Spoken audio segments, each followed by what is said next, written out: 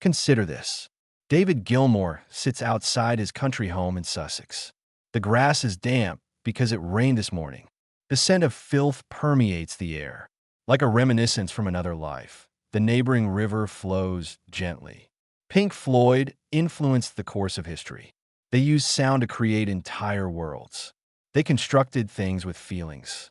They left them hovering between the real world and an eternal dream after smashing their heads open. But Gilmour does something awful today. In his opinion, there are 6 bands that are superior to Pink Floyd. Not because Pink Floyd didn't succeed, but rather because these bands helped shape the modern world before Pink Floyd did. The Jimi Hendrix scenario is among the first things that spring to mind for him. Consider this. In 1967, a modest club in London, the stench of nervousness and smoke permeates the air. A left-handed Stratocaster glows in the dim light. Nobody in the room remembers to breathe for a moment. Then it happens. Inside a church, there are sounds of fire and storm. The guitar isn't truly played by Hendrix. To fit it, he distorts reality.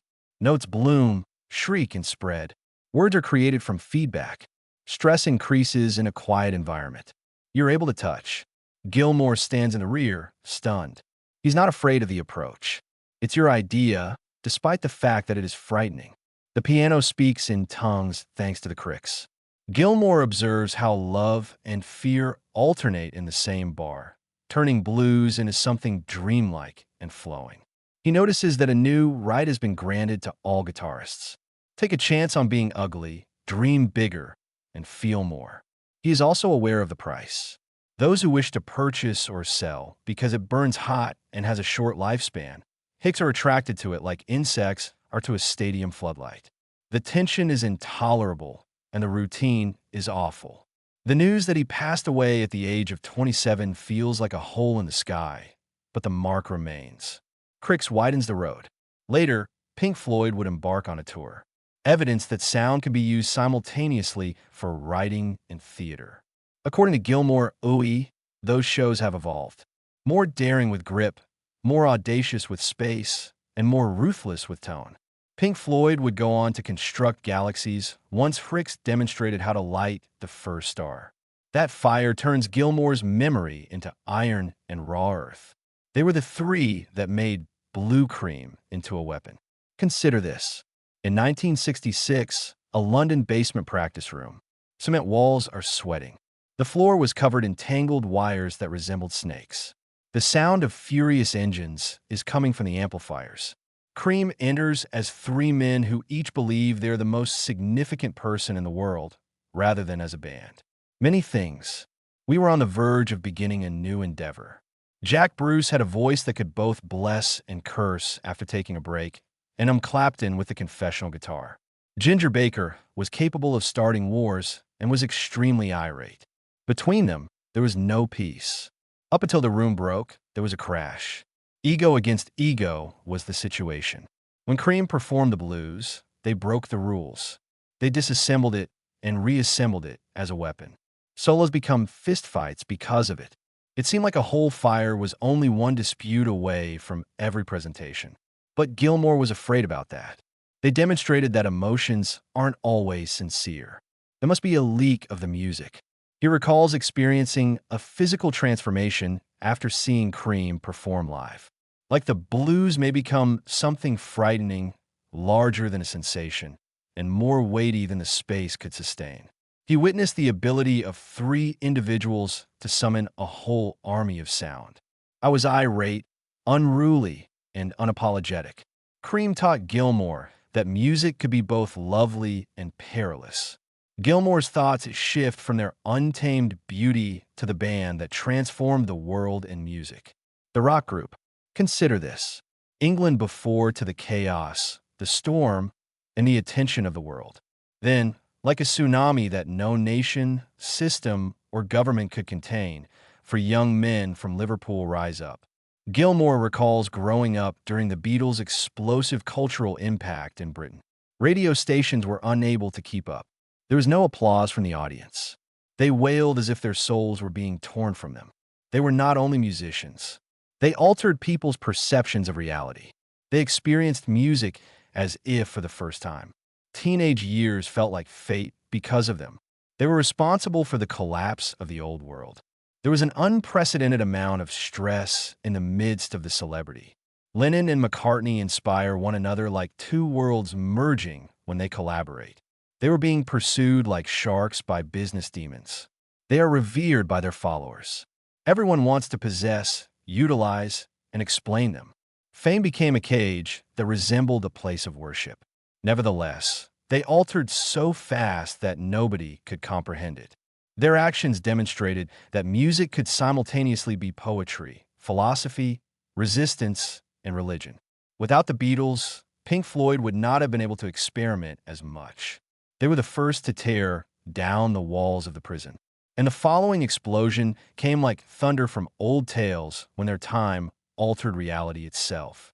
Consider this: Pink Floyd. Globally, the 1970s are emerging like a steel monster. The audiences are growing into soldiers and stadiums are expanding. The club society had changed. This was kingdom-level dominion. And Led Zeppelin entered that era like gods from the past, returning to reclaim what they believed to be their own planet. Gilmour recalls watching them climb with awe and shock. Page's riffs were like thunder, and Plant's vocals could shatter painted glass. Not only did Bonham, the drum destroyer, play beat, but he made it aggressive. Below it all, Jones was quietly constructing the structure. There were no songs played by Zeppelin, like a magician in the dark. Storms were called for. Their music sounded like an ancient book being read by electricity, a fable, or a rite. Madness, celebrity, excess, temptation everywhere, and evil that appeared to be enjoyable lurked behind that power. There were no boundaries in Zeppelin's world. Nights became weeks, hotel floors were ruined, and bodies were strained to their breaking point. They sounded magical despite their insanity. Zeppelin demonstrated that rock was more than just a social phenomenon. It might be responsible for it. All of Pink Floyd's soundscapes trembled like the earth underfoot because of Zeppelin. Gilmour's thoughts gravitate to The Who, the band that transformed unadulterated rage into theater as a result of that enormous force. Consider this: a stage that is less like a concert hall and more like a building site. The Who weren't there to make people laugh. They caused harm.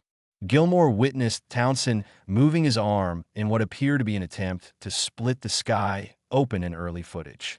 Behind the drum kit, Keith Moon appeared insane, as though each song was a call to arms against the entire system that attempted to stifle youth. They created theater because they were angry. One of their tools was pandemonium. They elevated devastation to a sacred act.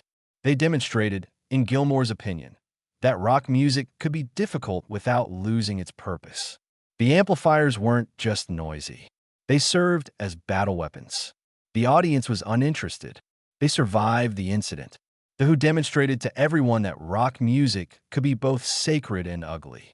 Pink Floyd examined the minds of others. The Who's wild roller coaster of rage and mayhem left my head burning.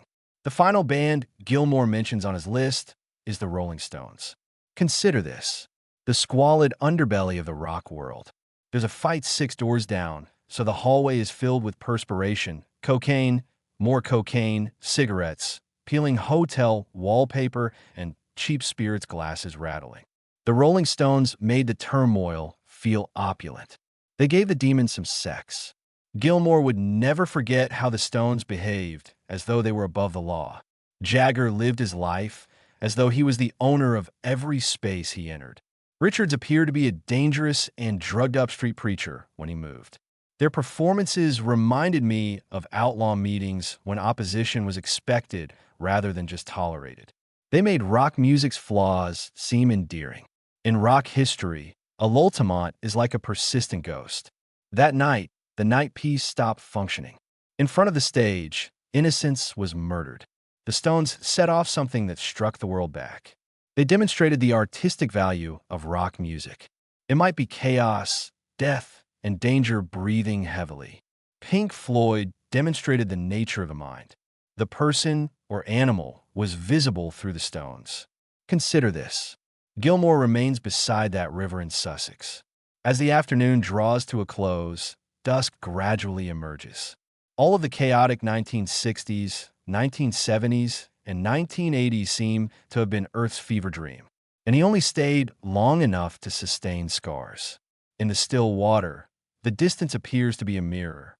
For the first time in his life, he is not searching for significance, beauty, or answers. In essence, he understands. They weren't just Pink Floyd. They transformed art, rebellion, religion, music, and even the human mind. They were a single star in a vast constellation. They had no problems with the giants in front of them. The map was them. Some bands forced the world to dream larger. Some bands brought the true severity of the situation to everyone's attention. Sound ranges are required for some cracked open. Some dismantled the barriers of control and blame.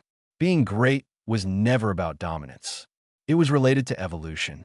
He now understands that the bands never engaged in combat. It started a series of events.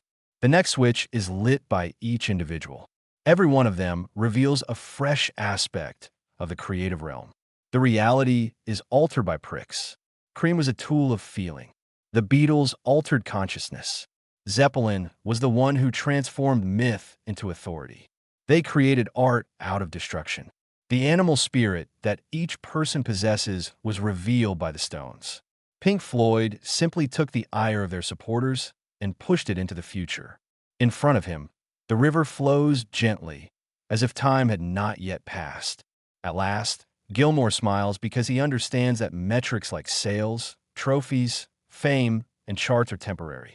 You measure the distance your sound travels. And the ruckus from these 6 bands continued. They continue to travel. They are still shaped. They are still living. Pink Floyd was a historical figure. Music